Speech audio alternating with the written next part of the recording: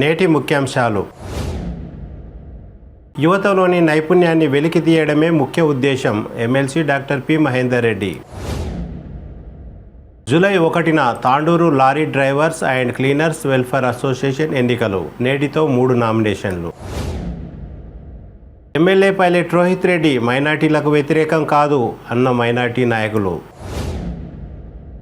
కొందరు అక్రమంగా భూమిని ఆక్రమించినందున మనస్తాపానికి గురై పురుగుల మందు సేవించి మృతి చెందిన ఓ వృద్ధుడు.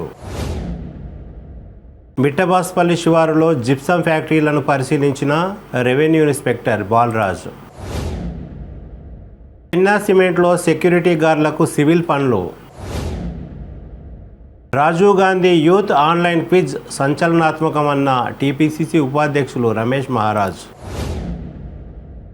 శ్రీ రాజశ్యామల శతచండి సౌరలక్ష్మి సుదర్శన సహిత అతిరుద్ర మహాయాగాన్ని విజయవంతం చేద్దాం. మహర్షి రఘోత్తమ ఆచారి. ఎమ్మెల్యే రోహిత్ రెడ్డి నిర్వహించే యాగానికి అందరూ భారీ ఎత్తున హాజరు కావాలన్న గిరిజన నాయకులు రామ్జీ. సిటీ కేబుల్ వార్తలకు స్వాగతం. వార్తలు చదువుతున్నది మఠం నిరంజన్.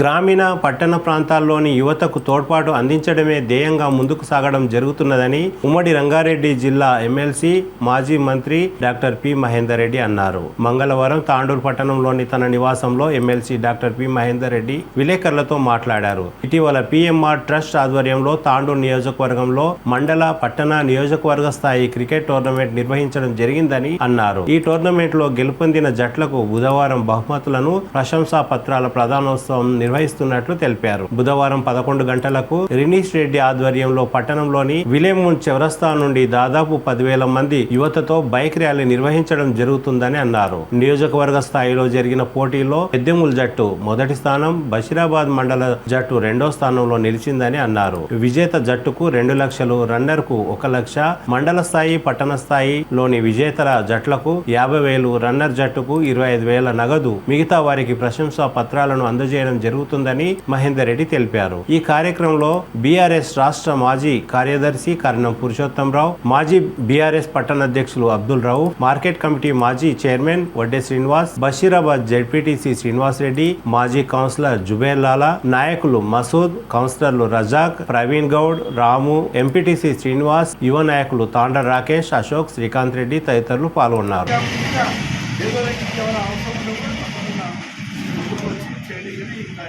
కార్యక్రమం చేస్తారు. పిఎంఆర్ ట్రస్ట్ ద్వారా పెద్ద ఎత్తున కార్యక్రమం ఉంటాయి. అయితే కొన్ని ఏముంటుందంటే ఎలక్షన్ల ముందు కొన్ని ట్రస్టులు పనిచేస్తాయి. ఎలక్షన్ల ముందు చుట్టూ అనిపిస్తారు. నేను అట్లా కాదు, ప్రతి సంవత్సరం ఇది ఏదైతే ఉందో ప్రతి సంవత్సరము ఈసారి కొంచెం ఏదైతే వర్షాల ముందు మంచి టైం చూసుకుంటాం. ఏ టైంలో చేయాలో ఆ టైంలో చేస్తాం. ఎవరికి ఇబ్బంది కాకుండా, పిల్లలకి ఇబ్బంది కాకుండా మంచి డేట్లు పెట్టి ఆ కార్యక్రమం. ఈ కార్యక్రమాన్ని కూడా సారాలో ప్రెసిడెంట్ ఉండే టీడీపీ నుంచి జిల్లా మొత్తం మనం యాలాల తాండూరు నుంచి కూడా క్రీడలు ఆడిన విషయాలు అప్పటి నుంచి ఆ స్కూల్లోనే పొలిటికల్లో మేము ఇన్వాల్వ్ అయ్యి కౌన్సిలర్గా మాకు అవకాశం ఇచ్చింది సార్. అప్పటి నుంచే ఇది ఎప్పుడు లేదు, ఈ కార్యక్రమాలు చాలా అంటే కనీసం ఒక 30 సంవత్సరాల నుంచి కంటిన్యూగా నడుస్తున్నాయి. మహేందర్ రెడ్డి స్టేడియంలో ఇండియన్ క్యాప్టెన్ బాసిల్ వచ్చి ఆడిపోయినాడు. 600 పెట్టినామని అప్పుడు వీళ్ళంతా కూడా తాపెట్టి వచ్చారు. అప్పుడు కూడా అప్పుడు ఏం చేసామంటే 33 మండలాలు ఉండేము. ఇప్పుడు చాలా మండలాలు అయిపోయిన తర్వాత 18 మండలాలు. రంగారెడ్డి జిల్లా 33 మండలాల నుంచి మహేందర్ రెడ్డి స్టేడియంలో ప్రతి మండలం వచ్చి ఆడిపోతుంది. తాండూరుకి వచ్చి తాండూరు యాలాలు అప్పట్లో ఎమ్మెల్యే అన్నప్పుడు పెట్టిన కార్యక్రమాలు ఇవి కొత్తగా పెడతారు. ఏదో ఎలక్షన్ పెట్టారు చెప్పి అదే చెప్తున్నారు. మాత్రం రైతు సహాయం సహాయం ఈ కార్యక్రమం చెప్తున్నాం. పల్లెపల్లెకు పట్టణం పేరుతో ఒక కార్యక్రమం నిర్వహిస్తామని పొలిటికల్ సంబంధించి కాదు, పొలిటికల్ మాట్లాడితే కాదు అని అదే మీ అందరికీ తెలుసు. వారం అట్లా పొలిటికల్ సీరియస్ అని ఈ సందర్భంలో చెప్పేది కాదు. సందర్భం వచ్చినప్పుడు అన్నీ చెప్తాను. దగ్గర ఉండి ఆపరేషన్ చేసుకోవాలి ఫ్రీగా. ఏదైతే హెల్త్ క్యాంప్లు పెట్టినప్పుడు రికార్డ్ చేస్తున్నాం.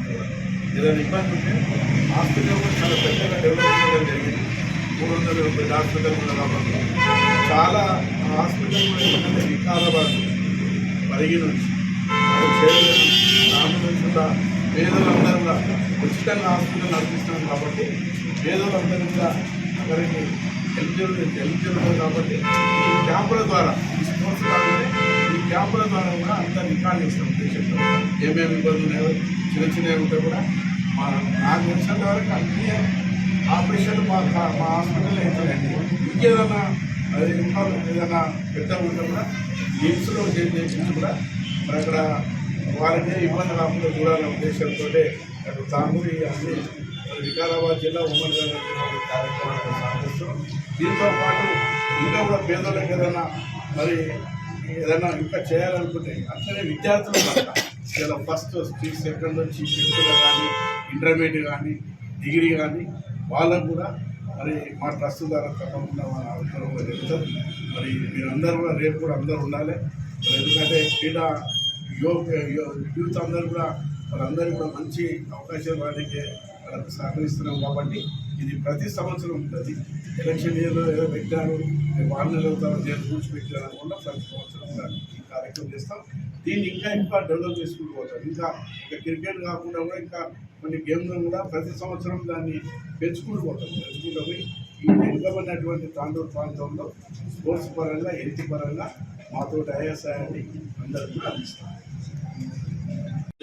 క్రికెట్ యూత్ అంతా వాళ్ళు పాల్గొంటారు.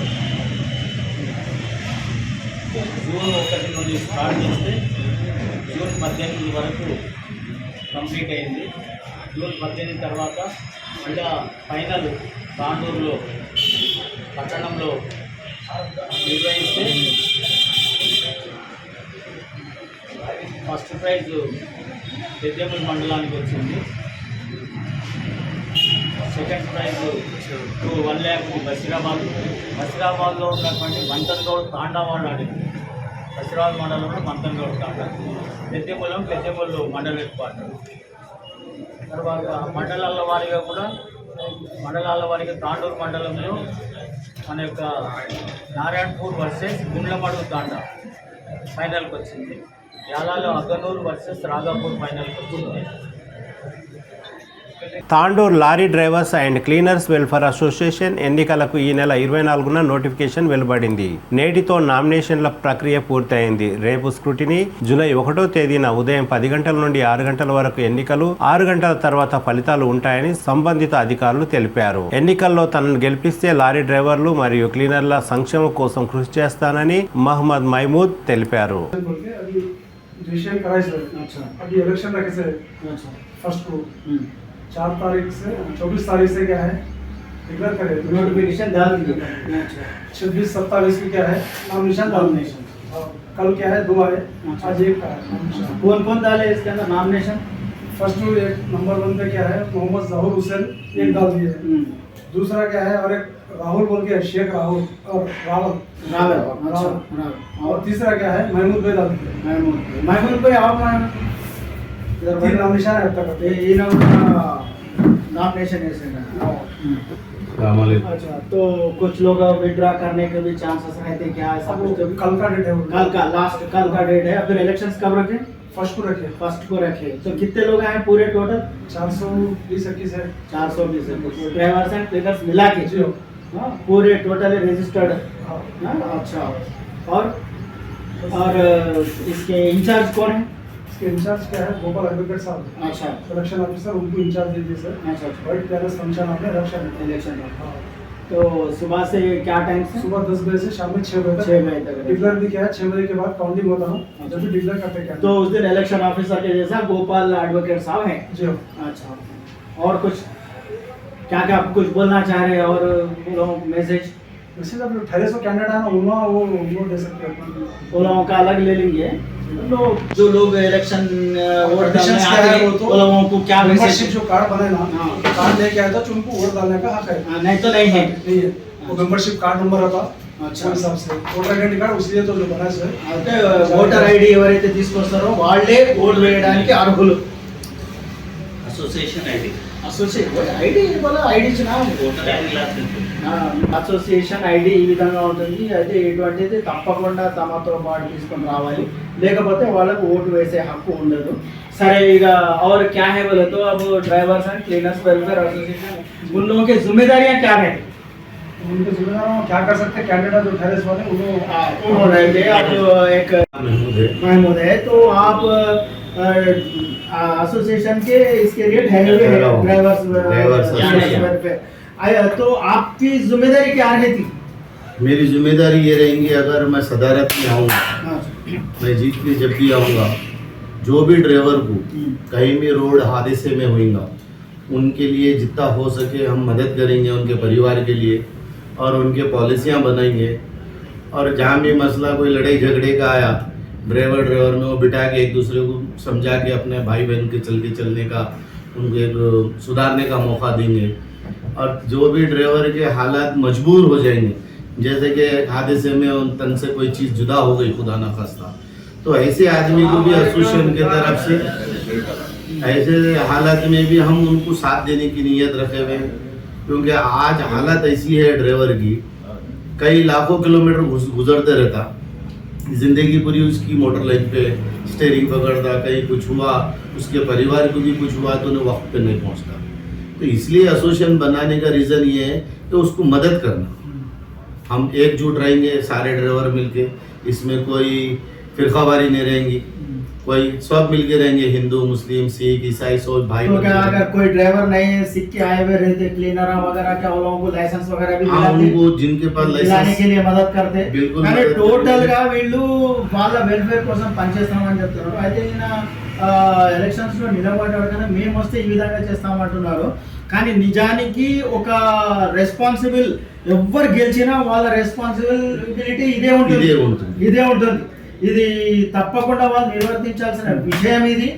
అయితే దాన్ని అతను చాలా గట్టిగా చెప్తున్నారు. అదేవిధంగా ఈయనకు తో పాటుగా ఇంకా ఇద్దరు కూడా నిలబడ్డారట. ఇంకా వాళ్ళ ఇంటర్వ్యూ కూడా తీసుకుందాము. కేవలం ఒక్కళ్ళే తీసుకున్నట్లు అవుతుంది కనుక పార్షాలిటీ ఏ విధంగానూ కాదు, సిటీ కేబుల్ ఏ విధంగానూ పార్షాలిటీ చేయదు. ఇది ఆయన వచ్చినాక చేస్తామంటున్నారు కనుక అది తర్వాత విషయం. కానీ రెస్పాన్సిబిలిటీ మాత్రం ఇదే ఉంటుంది ఎవరిదైనా కానీ. ఇదే ఉంటుంది, వాళ్ళ వెల్ఫేర్ కోసమే కృషి చేస్తారు. అదేదో మేము ఇక ప్రెసిడెంట్ అయిపోయినా కనుక అందరూ వచ్చి నాకు సలాం చేయాలి, అదే లేదు నాకు సలాం చేయాలి, నేను ఉత్సవ విగ్రహంలా కొండిపోతా అనేది కాదు ఇది. ఎందుకంటే వాళ్ళ వెల్ఫేర్ కోసం కనుక, ఎందుకంటే వీళ్ళకి చాలా పెద్ద ఒక రెస్పాన్సిబిలిటీ. ఎందుకంటే గూడ్స్ ఒక ప్లేస్ నుండి ఇంకో ప్లేస్ కి తీసుకువెళ్ళి పెద్ద పని చేస్తూ ఉంటారు వీళ్ళు. చాలా గొప్ప పని. ఇంటిని పాదిని భార్య పిల్లలను వదిలి వాళ్ళు రాత్రనగా పగలనగా వాళ్ళు ట్రాన్స్పోర్టింగ్ చేస్తూ ఉంటారు కనుక వాళ్ళకి చాలా రెస్పాన్సిబిలిటీ ఉంటుంది. అందులో యాక్సిడెంట్లు అయ్యే ఛాన్సెస్ ఉంటాయి, లేకపోతే ఆఖరికి ఏ విధంగా చనిపోయే ఛాన్సెస్ కూడా ఉంటాయి, కాళ్ళు చేతులు విరగడం. అయితే వాళ్లకు వీళ్ళు తప్పకుండా హెల్ప్ చేయాలి. అయితే వాళ్ళు ఏ విధంగా వాళ్ళు హెల్ప్ అనేది వాళ్ళకి ఏ విధంగా చేయబోతున్నారు, ఏ విధంగా చేస్తారు, ఎవరెవరి సహకారం తీసుకుంటారు అనేది కూడా ముఖ్యమైన విషయం. तो आप लोग चलो अब ऐसा हो जाएंगे, कुछ भी बन जाएंगे, कोई भी किस्मत में जो है वो हो गया, कोई भी बन गए, तो आप लोग कैसा आगे बढ़ेंगे, उन लोगों को कैसा हेल्प करेंगे, किसको साथ लेके चलेंगे? इसमें हमारे को हम पूरी तरफ से सबसे पहले तेलंगाना कानून को कोऑपरेट करेंगे और हमारे जो एमएलए रहेंगे उनको हम साथ लेके चलेंगे, उन्होंने हमारा साथ लेंगे। सबसे पहली प्लस पॉइंट क्या है, आज ड्राइवर को वैल्यू नहीं है पूरे हिंदुस्तान के। नहीं ऐसा नहीं बोल सकता। आज ड्राइवर का हाल इतना बुरा है, हर साल में एक नया मोटर व्हीकल निकल रहा, हर साल में एक व्हीकल निकल रहा नया, जिसके अंदर ड्राइवर की फैसिलिटी नहीं है। ये ट्रांसपोर्ट डिपार्टमेंट भी फोकस करने का रहता है इसमें। जब गाड़ी लान जोरी कोई तो उसको ड्राइवर के बारे में भी फोकस करना, उसको देखना, उसको ऑब्जर्व करना कि इसमें क्या है। हिंदुस्तान के अंदर आज पूरा जो हिंदुस्तान हमारा है आज ट्रांसपोर्ट लाइन पे डिपेंड है। आज हिंदुस्तान के अंदर मोटर लाइन वाले ही कुर्बानी देते आए। तो एसोसिएशन बनाने का इसमें रीजन कॉन्स्टिट्यूंसी के अंदर एसोसिएशन इसलिए बना रहे कि ड्राइवर को हर चीज की सहूलत मिला। आज भी ड्राइवर कम तनख्वाह पे काम कर रहा, आज उसको रहने के लिए मकान नहीं है, एक लेबर को प्लेस मिल रहा, उसको मकान बनाने दे रहे, और भी कुछ दलितों को दे रहे। तो हमारे पास ऐसे कोई दलितों का मसला नहीं है। ये मुद्दा जो है, हम जो बात कर रहे हैं, जो आज इलेक्शन रखने का रीजन ये है कि हर ड्राइवर को अपने बच्चों को अच्छे स्कूल में पढ़ाए। जैसा कि आज हमारी तेलंगाना गवर्नमेंट मदरसे बनाई, हॉस्टल्स बनाई, लेडीज के ही बनाई, तो ये सहूलतें गरीब बच्चे ही पढ़ रहे हैं। तो हमारे भी बच्चे अच्छा पढ़ के నాయకులు పూరా పెద్దలు ఎవరైతే ఉన్నారో వాళ్ళందరి సహకారం డ్రైవర్లకు క్లీనర్లకు సరైన న్యాయం చేయాల్సిన రెస్పాన్సిబిలిటీ ఉంది అని వక్కానిస్తున్నారు. Thank you. जय हिंद, जय तेलंगाना। మైనార్టీల సంక్షేమానికి ఎమ్మెల్యే పైలట్ రోహిత్ రెడ్డి కృషి చేస్తున్నారని, ఆయన మైనార్టీలకు వ్యతిరేకం కాదని, కొందరు ఎమ్మెల్యేను మైనార్టీలకు వ్యతిరేకం అనడం పట్ల ఘాటుగా మైనార్టీ నాయకులు స్పందించారు. తాండూరు మండల మైనార్టీ సెల్ అధ్యక్షులు షేక్ హసన్ పటేల్, తాండూరు పట్టణం 4వ వార్డు కౌన్సిలర్ అస్లాం ఉర్దుగర్, మాజీ చైర్మన్ అబ్దుల్ సలీం, ఎండి ఎజాజ్, అక్రమ్, యూసుఫ్, అంజాద్ ఖాన్ తదితరులు ఘాటుగా స్పందించారు. जहन और बीजेपी आरएसएस के आदमी है बोल के जो तांडूर के मुसलमानों के जो यूथ को लेके बैठ के उन लोगों का जो जहन खराब कर रहे, ये देखो अपने अल्फाज बहुत गलत है। अब तक के 40 साल तक जितने भी एमएलए और मिनिस्ट्री भी कर चुके हैं, आज तक हमारे माइनॉरिटीज को इलेक्शन के टाइम खाली इस्तेमाल करके इलेक्शन के जो 4-6 महीने हैं वो लोगों को पार्टी के झंडे ढुला के और पार्टी के तरफ काम करा के इलेक्शन में जीतने के बाद 5 साल तक हमारे माइनॉरिटीज को पूछ के देखने वाला कोई एमएलए नहीं था आज तक। जब हमारे एमएलए साहब पायलट रोहित रेड्डी साहब जब एमएलए बने, माइनॉरिटी को ज्यादा प्रेफरेंस देके और माइनॉरिटीज के जो आगे बढ़कर जो काम करता उसको माइनॉरिटी के लीडर बना के एक होदा देके, माइनॉरिटी का एक होदा पोस्ट देके, आज तक माइनॉरिटीज को किसको पोस्ट दिए बोलो? 40 साल तक किसी को पोस्ट दिए? माइनॉरिटीज का कोई लीडर दिखता था?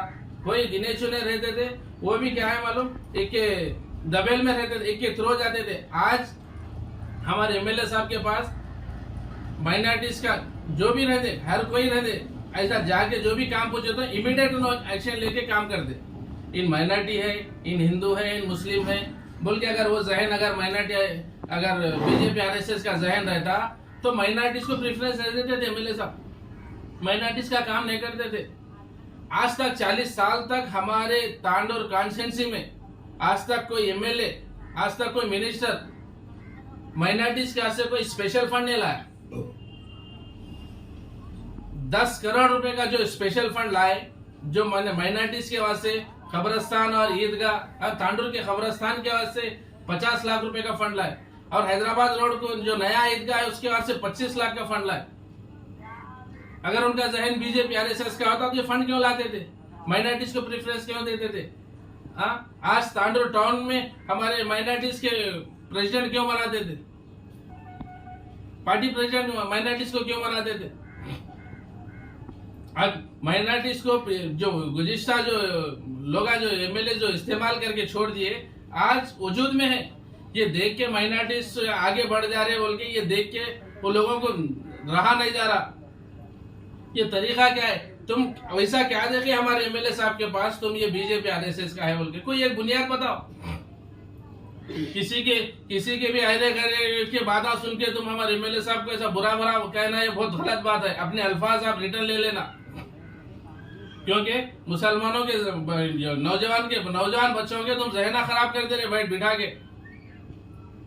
अगर हमारे एमएलए साहब का अगर वो जहन बीजेपी आरएसएस का जहन होता तो इंदिरा नगर के जो इलियास जो बीमार थे, तो आज तक तेलंगाना में कोई इतना ज्यादा फंड नहीं लाया। 14 लाख रुपए का एलआईसी का फंड दिलाया उनको।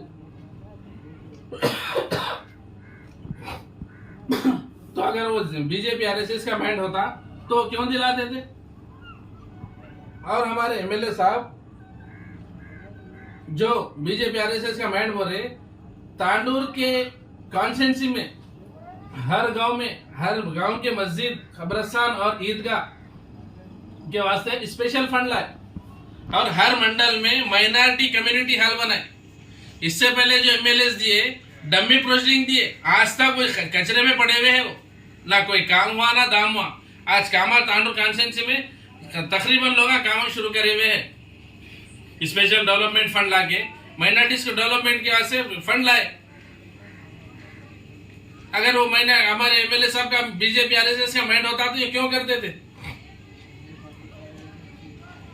अरे बात करने का एक तरीका रहता, तरीके के हिसाब से बात करो भाई।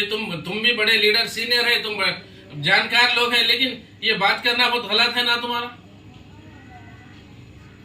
और तांडुर का जो खबरस्तान ईदगाह के वास्ते जो फंड दिए, स्पेशल फंड दिए, तो आज तक किसी को तो दिए, मस्जिदों में चंदा करना, नहीं तो गाँव में चंदा करके काम करना। इससे पहले दिए डमी प्रोसीडिंग दिए, दे के कामा करा लिए। आज तक कोई इलेक्शन जीते, आज तक हमारे कोई पूछ के देखे नहीं, कुछ नहीं, पड़े हुए खाली पड़े हुए हैं। जरा पूछ करो एमएलए साहब, अगर बीजेपी आरएसएस माइंड के होते तो माइनॉरिटीज के वास्ते जो रमजान में जो इफ्तार पार्टी दिए, जो 10-15 हज़ार की जो इफ्तार पार्टी थी, तो अगर वो जहन के होते तो मामूली करके छोड़ देते थे। अगर हमारे बीजेपी आरएसएस के माइंड के अगर एमएलए साहब होते तो मौजान इमाम को तोहफा नहीं देते थे। जो रमजान में हमारे होम मिनिस्टर महमूद अली साहब आए, पूरे माइनॉरिटीज को एक ही मैसेज दे के गए, तुम तांडूर के माइनॉरिटीज रोहित रेड्डी के हाथ थामे रखना। ऐसा क्यों बोलते थे? अगर उनका बीजेपी और आरएसएस का माइंड होता तो हमारे होम मिनिस्टर साहब रोहित रेड्डी साहब की तारीफ क्यों करते थे और सबको ये मैसेज क्यों देते थे? अगर हमारे एमएलए साहब का बीजेपी आरएसएस का माइंड होता तो ये हमारे माइनॉरिटी, हर गांव में माइनॉरिटीज के लीडर नहीं रहते थे। काम लेते थे, बाजू हटा देते थे, बाजू ये कर देते थे। आज जाओ तुम कोई भी अगर ये रहा तो हर सेक्युलर माइंड के भाई हमारे एमएलए साहब, तुम कोई भी कौम का जाओ बराबर काम करके दिखाते। अगर इससे पहले अगर जाने का रहता तो किसी के थ्रू जाना पड़ता था, बड़े लीडर को पकड़ के जाके हमारा काम करा लेने का रहता था। आज कोई भी मामूली सा बच्चा भी जाके अगर कोई काम बोले तो हमारे एमएलए साहब काम बराबर करते उसका। क्या कि एक बैठे 4 जने बैठे जोश में आके बोल दिए, ये बहुत गलत तरीका है। और आप क्या कहना चाह रहे हैं हमारे एमएलए साहब के बारे में? जो हमारे एमएलए साहब जो तांडुर कॉन्स्टिट्यूंसी जो डेवलप कर रहे हैं, वो देखा नहीं जाके क्या बोलना क्या करना कुछ समझ में नहीं आ रहा। कुछ भी क्या उठा के बोल दे रहे, बोल के हमारे एमएलए साहब को बदनाम करने के वास्ते तुम लोग ये कर रहे। तुम कितना भी बदनाम करो और तरक्की करते, और माइनॉरिटीज ज्यादा से ज्यादा हम एमएलए से पहले रोहित रेड्डी साहब के साथ है और उनको ही साथ देंगे। आगे इलेक्शन में भी हम आगे बढ़कर काम करेंगे, क्योंकि यहाँ बातें कम कामा ज्यादा रहते। आगे क्या इससे पहले के पार्टी में कैसा, इससे पहले के एमएलए कैसा थे, बातें ज्यादा थे कामा कम थे, अपने अपने लोग ये करते थे। अब तुम जो हमारे एमएलए साहब को जो बदनाम कर रहे, तुम आज तक कौन से माइनॉरिटीज के यूथ को तुम लीडर बनाए? बोलो, खाली अपने गोल चमचों के सरकार फिरा लेते थे। किसी को एक जने को लीडर बनाए क्या? बोलो तू ये काम कर, तू ये काम, खाली काम करा लेना, खामोश बिठा लेना। ये आप जो हमारे एमएलए साहब को जो बदनाम कर रहे हैं, ये गलत अल्फाज है और ये गलत है। अगर आप किस बुनियाद पे बोल रहे हमारे एमएलए साहब बीजेपी आरएसएस के, वो बताओ भाई, तुम भी बोलो हमारे सामने। हमको भी मालूम होता है कि हाँ भाई हमारे एमएलए साहब बीजेपी आरएसएस के माइंड के हैं बोल के, हमारे भी मालूम होना ना भाई तुम क्या हिसाब से बोले। चुपके जहन खराब कर देना बहुत गलत बात है ये।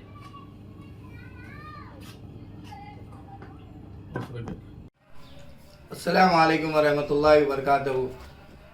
जो कि नौजवानों के दरमियान में जो है एमएलए रोहित रेड्डी साहब के खिलाफ बाज़हन काम कर रहे हैं कुछ लोग, इसमें मैं उन लोगों को आपके मीडिया के माध्यम से मैं ये बात कहना चाहता हूं कि एमएलए रोहित रेड्डी साहब जिस तरह से मुसलमानों के हमदर्द और मुसलमानों के दोस्त हैं, उन्होंने 4 साल में जिस तरह से काम किया है तांडुर के अंदर, वो अवाम के सामने आपके सामने है, आप देख सकते हैं। जिस तरह से तांडुर जिस तरह से मुसलमानों के लिए आप देखें, हैदराबाद रोड पर जो ईदगाह है उसकी 50 लाख रुपए उसको सैंक्शन किया गया है। मुस्लिम वेलफेयर एसोसिएशन का जो कॉम्प्लेक्स है उसके लिए 30 लाख से ज़ायद वहाँ पर मुसलमानों के लिए उन्होंने फंड दिया है। और इसके साथ साथ जिस तरह से तांडूर के अंदर 136 करोड़ रुपए जिस तरह से उन्होंने सैंक्शन किया है तांडूर डेवलपमेंट के लिए, ये कोई मुसलमान हिंदू कहलाकर नहीं, उन्होंने इस बात को नहीं सोचा।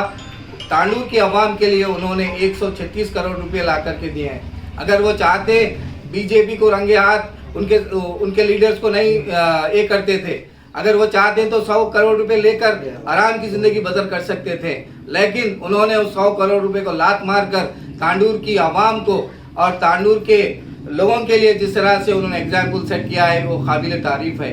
और आपको इसके साथ साथ मैं ज़रूर कहना चाहता हूँ कि आप देखें ज़रूर जिस तरह से हमारे ईदैन आते हैं, रमज़ान मुबारक का जब महीना होता है, तो तांडूर के तारीख में आज तक भी कोई एमएलए ने जिस तरह से एक दावत और उसके साथ साथ उस माह मुबारक महीने में मौज़न और इमाम को उनकी अहमियत समझकर अपनी तरफ से जो अतियात पेश करते हैं, ये काबिल तारीफ़ है। उसके साथ साथ वो रमज़ान में, और मैंने अपनी ज़िंदगी में देखा है कोई एमएलए आज तक जिस तरह से अस्सलामु अलैकुम व रहमतुल्लाहि व बरकातहू जिस तरह से वो कहते हैं वो काबिल तारीफ़ है। और उसका सबूत है वे एक सेकुलर लीडर है। और नौजवानों के लिए आप देखें, खेल का मैदान हो या तालीम के इदारे हों, उस तरह से वो काम कर रहे हैं। वहाँ पर कोई कम्युनिटी का हो, कोई भी फ़र्द हो, उसको बराबर साथ में लेकर चलते हैं। इस तरह से नौजवानों के बीच बरगलाना और नौजवानों को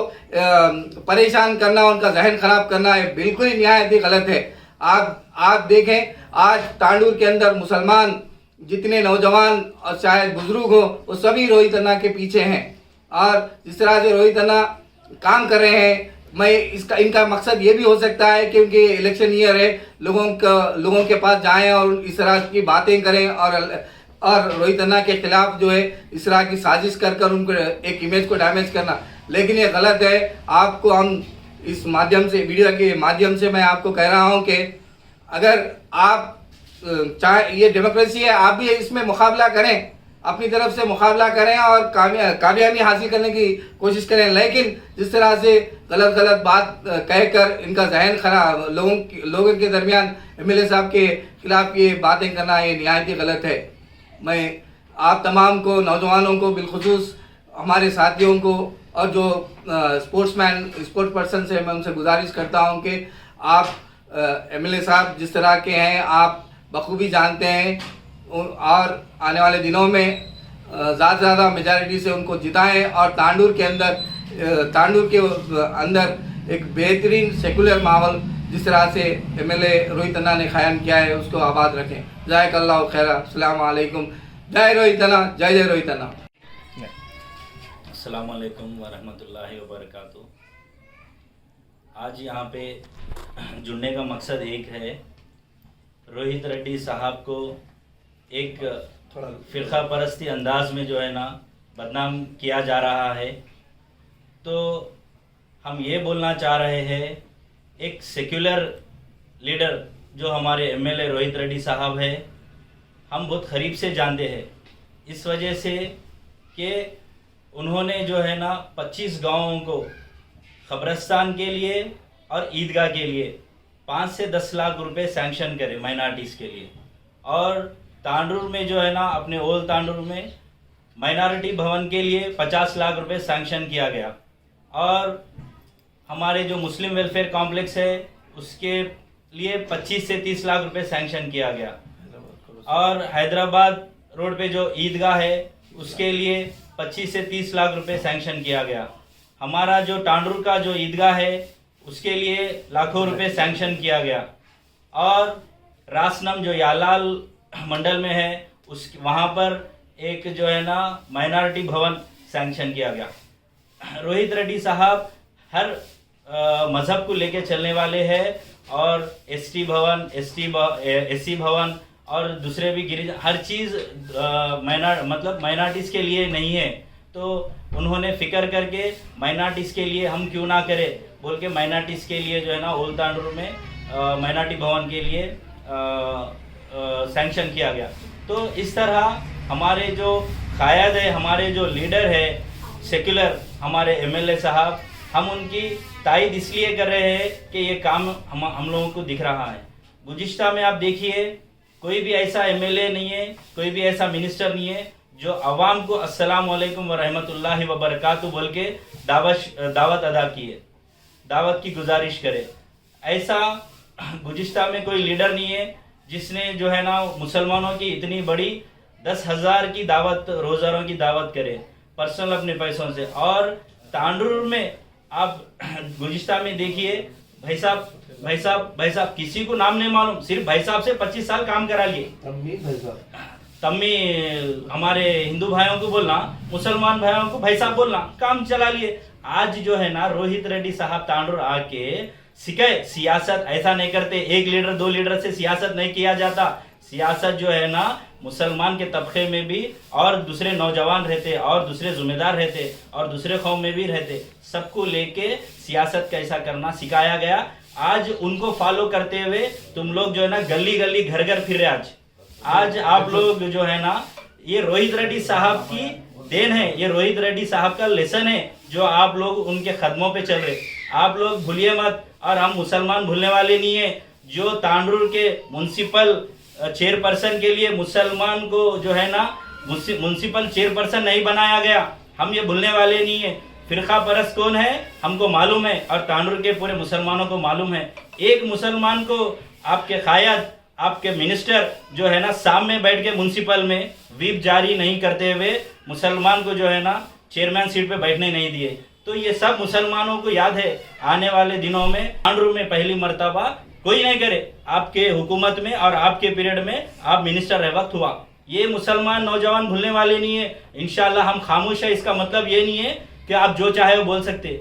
हमारे भी दिलों में तकलीफ है, आप जो है ना मुसलमानों को इतना कमज़ोर मत समझिए। इंशाल्लाह हमारे रोहित रेड्डी साहब एक सेक्युलर इंसान है और आज के ज़माने में जो है ना हिंदू मुस्लिम सब मिल के रह रहे। और ये बीजेपी की चाल मत करिए आप। ये जो है ना बीजेपी पार्टी आरएसएस पार्टी में चलता, ये यहाँ टीआरएस में नहीं चलता। हमारी केसीआर साहब की क्या है, हमारे केसीआर साहब का मैसेज है गंगा जमुना तहजीब गुलदस्ता। तेलंगाना जो है ना गुलदस्ता है, इसीलिए हमारे रोहित रेड्डी साहब वो गुलदस्ता जो है ना, आपको एग्जाम्पल होली के दिन देखिए हिंदू मुसलमान पहली बार जो है ना होली मिलकर खेला गया। आप देख सकते हैं। आप गुज़िश्ता में आप बताइए, गुज़िश्ता में क्या मैसेज दे रहे थे आप? अरे मुसलमान बोले तो होली नहीं खेलता, मुसलमान बोले तो हिंदू त्यौहार मुस्लिम त्यौहार सब मिलके जो कर रहे हैं, वो हमारे रोहित रेड्डी साहब ने मैसेज कायम किया है। तांडूर में रोज़ारों की दावत में हिंदू मुसलमान सब मिलके, और होली के इसमें हिंदू मुसलमान सब मिलके। ये है रोहित रेड्डी, ये है एमएलए, ये है डायनामिक और सेक्युलर एमएलए। ये आप लोग क्या कर रहे हैं सियासत? अगर वाकई टिकट मिल रहा तो उतरिए मैदान में, हम भी उतरते, उसके बाद मुकाबला करेंगे। ये जो है ना एक दूसरे को टांग खींचना, ये जो केसीआर के जो है ना जो सिद्धांताल बोलते, देखिए वो हिसाब से नहीं चल रहे आप। केसीआर साहब के सिद्धांत पे चलिए, इंशाल्लाह आपको भी कामयाबी अगर आपके नसीब में है तो आपको मिलेंगी। अगर हमारे एमएलए साहब के नसीब में है, एमएलए साहब ये जो है ना फिरका परस्ती जो है ना सिर्फ बीजेपी को शोभा देती, आप जैसे जो है ना टीआरएस वालों को शोभा नहीं देती। और एक पार्टी में रह के एक अपने पार्टी वाले को जो है ना ऐसा बोलना गलत है। मैं जो है ना रोहित रेड्डी का साथ दे रहा हूँ और तांडूर के सारे मुसलमान रोहित रेड्डी के साथ है। इंशाल्लाह आने वाले दिनों में हम एमएलए को नहीं, हम मिनिस्टर को जिताने वाले हैं। తాండూరు మండలం అంతారం తాండాకు చెందిన చంద్రనాయక్ అనే వృద్ధుడు అంతారం గ్రామానికి ఆనుకొని ఉన్న సర్వే నంబర్ 136లో 2 ఎకరాల 20 గుంటల భూమి 50 సంవత్సరాల నుండి సాగు చేసుకుని జీవనం సాగిస్తున్నారు. బాలు, సురేష్, నంద్యానాయక్, రూప్ సింగ్ తదితరులు అక్రమంగా భూమి హద్దులు చెరిపివేసి ఆక్రమణకు పాల్పడ్డారని, దీంతో చంద్రనాయక్ సోమవారం రాత్రి పురుగుల మందు సేవించాడని మెరుగైన చికిత్స కోసం వికారాబాద్ ఆసుపత్రికి పంపించినట్లు చంద్రనాయక్ కొడుకు పాండు నాయక్ తెలిపారు. తమ తండ్రి మరణానికి కారణమైన వారిని కఠినంగా శిక్షించాలని పాండు నాయక్ డిమాండ్ చేశారు. నిన్న అట్లా ఆయన పోయినాం, మేము అదంతా అడిగినాం వాసుపవర్కి. అయితే ఏం ఎట్లా మామ అని మేము అడిగితే, అట్లా అదరా ఒకసారి వచ్చిన 4 సార్లు చేసిన పంచాయతీ మీరు కాదు మీరు చేసుకోండి అన్నట్టుకల్లా మా తాత ఆయన ఇంటికి పోమని చెప్పినాం. మా తాతకు పోతా అని చెప్పిండు. పోతా అని చెప్పి పోలేడు. ఇక ఇన్నే ఉన్నాడు. మేము పిఎస్ పోయినాం. 3 రోజుల నుంచి పిఎస్లో కాంప్లైంట్ ఇచ్చినా పట్టుకోవట్లే. పట్టుకోలేదు రూరల్ కరెంట్ కోర్ట్. అయితే అతనికి అడిగినాం, ఇట్లా మామ అప్పటి నుంచి నువ్వే వస్తున్నావు కదా మధ్యలో ఇదే పంచాయతీ నువ్వే దింపాలే కదా అని మేము అడిగినాం ఉల్టా. అట్లా అదరా నేను ఎట్లా దింపుతావు, నువ్వు మళ్ళీ మా పాలలకు మధ్యలో ఎందుకు కలిపినావు, నువ్వు వాళ్ళకు కలిపి వాళ్ళకి అపోజిట్లో నువ్వు ఉంటున్నావు. ఆడ పిఎస్లో పోయినప్పుడు మాకు పట్టించుకోవట్లేదు. 136 మా పాలలోదేమో 182. వాళ్ళకి సపోర్టింగ్ ఎట్లా అంటే 182కు వాళ్ళు ఆర్డర్ తెచ్చి మా 136 ఆర్డర్ని వాళ్ళు దుంతున్నారు. 136 వాళ్ళు ఆర్డర్ తెచ్చింది 182కు ఆర్డర్ తెచ్చి వాళ్ళు మా 136 దుంతున్నారు. చంద్రియా నాయక్, సన్ ఆఫ్ టాకరియా నాయక్. మా వాస్ పవర్ అంటే వాళ్ళ సర్వే నెంబర్లో అతని దిగిట ఉంది భూమి 136లో 10 ఎకరాలు చిల్లర ఉంటుంది ఆయనకు. అయితే ఇది భూమి నాదిరా అని వాళ్ళు ఫస్ట్ నుంచి వాళ్ళకు ముడత పెట్టింది ఇతనే. ఫస్ట్ నుంచి పెట్టుకుంటా వచ్చి లాస్ట్కి పరిస్థితికి తెచ్చిండు. మాకు పాలల పెళ్లి బాలు, అందరి పేరు సురేష్, రూప్ సింగ్, నంద్య, కీరు, సీను,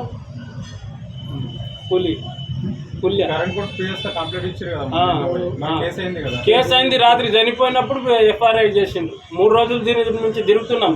ఇప్పుడు అవుతుంది రేపు రండి. ఈ పేపర్ తీసుకోకపోయినప్పుడు ఈ పొద్దు తీసుకోపోయినప్పుడు ఎల్లుండి రండి, ఎల్లుండి పోయినప్పుడు ఇంకా ఎల్లుండి రండి అంటాడు. ఆడికి నిన్న చనిపోయిన అతనికి తెలిసినప్పుడు ఎఫ్ఐఆర్ తయారు చేసిండు. ఇక చనిపోయిన చంద్రియా నాయక్. తాండూరు మండలం మిట్టబాస్పల్లి శివారులో గల 2 జిప్సం ఫ్యాక్టరీలను మంగళవారం తాండూరు మండల రెవెన్యూ ఇన్స్పెక్టర్ బాలరాజ్ పరిశీలించారు. సర్వే నంబర్ 141లో గల రాఘవేంద్ర జిప్సం ఫ్యాక్టరీకి ఎలాంటి అనుమతులు లేవని తన పరిశీలనలో వెల్లడైనట్లు ఆర్ఐ తెలిపారు. ఇంకో జిప్సం ఫ్యాక్టరీలో తమ మెటీరియల్ మాత్రమే పొల్యూషన్ బోర్డు వారి అనుమతితో బయటికి పంపించామని తన దృష్టికి వచ్చినట్లు రెవెన్యూ ఇన్స్పెక్టర్ బాలరాజ్ తెలిపారు. ఈ నివేదికను పై అధికారులకు నివేదించనున్నట్లు ఆర్ఐ బాలరాజ్ వివరించారు. ఈ కార్యక్రమంలో మిట్టబాస్పల్లి గ్రామానికి చెందిన దస్తయ్య, బాబు, కాశప్ప, చంద్రప్ప, శ్రీనివాస్, నర్సింగ్ నాయక్ తదితరులు పాల్గొన్నారు.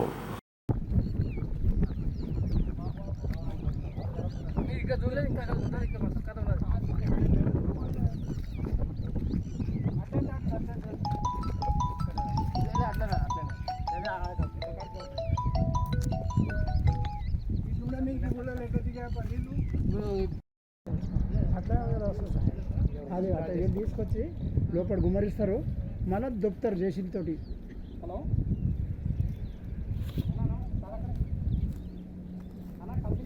సార్ వచ్చి మాట్లాడతాను.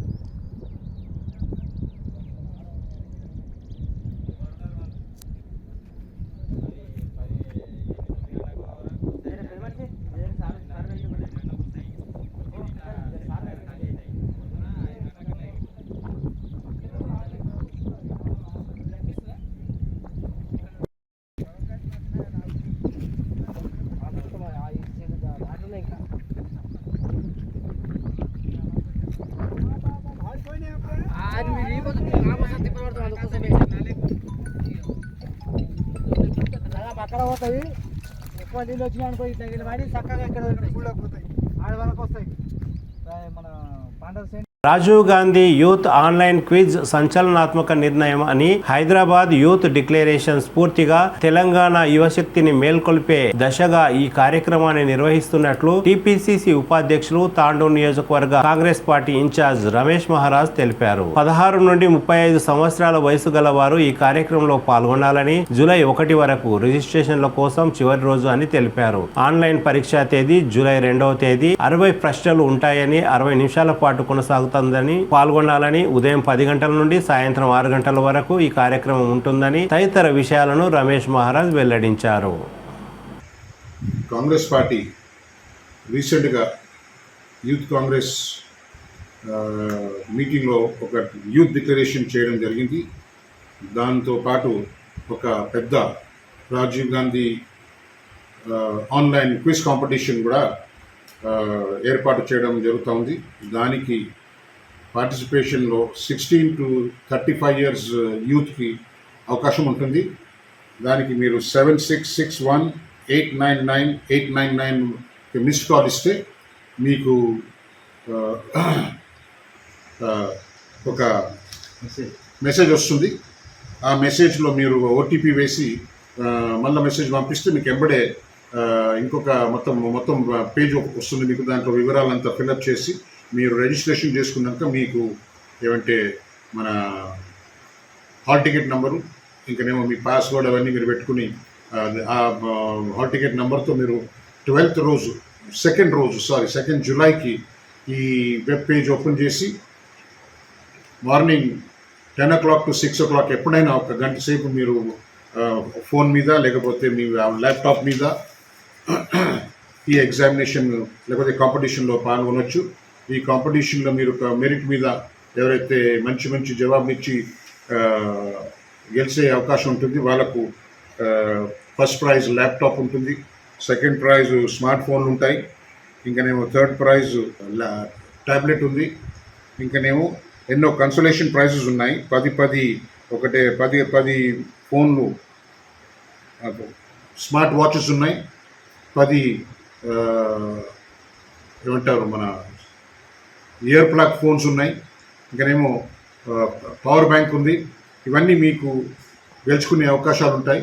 అయితే దయచేసి రిజిస్ట్రేషన్ చేసుకొని ఈ కాంగ్రెస్ కార్యక్రమంలో పాల్గొని మీరు దాంట్లో పాల్గొనే మీకు విషయంలో ఏముందంటే ఇండియన్ హిస్టరీ, కాంగ్రెస్ హిస్టరీ, ఇంకనేమో కొంత తెలంగాణ విషయంలో సవాళ్ళు వస్తాయి. అవన్నీ మీకు తెలిసిన మీ ముంగన జరిగిన ఇష్యూస్ ఉన్నాయి. మీరు జవాబిచ్చి గెలుచుకోవాలని చెప్పి అందరికీ ఆల్ ద బెస్ట్ చెప్పుకుంటూ జై హింద్, జై కాంగ్రెస్. ఇంకొక ముఖ్య విషయం నేను చెప్పడానికి మర్చిపోయినాను. ఏమంటే the most meritorious student, girl స్టూడెంట్కి ప్రియాంక గాంధీ గారి ఆదేశాల లెక్క ప్రకారము ఒక ఎలక్ట్రిక్ స్కూటీ ఇవ్వడం జరుగుతూ ఉంది. మేమైతే అవార్డులు మేము డిక్లేర్ చేసినాము, నియోజకవర్గం ఉన్నది. ఈ స్కూటీ కూడా నియోజకవర్గంకి ఉంటుంది. ఇది నా స్టేట్ వైడ్ కాదు. అయితే మీరు స్టేట్ వైడ్లో మాకేమొస్తుందని చెప్పి ఆలోచన అవసరం లేదు. అందరికీ నియోజకవర్గం వైజ్ అందరికీ ఒక మంచి అవకాశం ఉన్నది. మీరందరూ పార్టిసిపేట్ చేసి రిజిస్టర్ చేసి గెలుస్తారని చెప్పి అందరికీ గుడ్ లక్ చెప్పుకుంటూ జై హింద్, జై కాంగ్రెస్. తాండూరు మండలం బెల్కటూరు శివారులో గల పెన్నా సిమెంట్ ఇండస్ట్రీ కర్మాగారంలో సెక్యూరిటీ విభాగంలో పనిచేసే ఉద్యోగులకు ఎలాంటి సంబంధం లేని సివిల్ తదితర పనులను చేయిస్తున్నారని కొందరు సెక్యూరిటీ గార్డులు ఆరోపించారు. పెన్నా సిమెంట్ లో కొనసాగుతున్న ఇలాంటి చట్ట వ్యతిరేక కార్యకలాపాలపై పై అధికారులు దృష్టి సాధించాలని పలువురు డిమాండ్ చేశారు.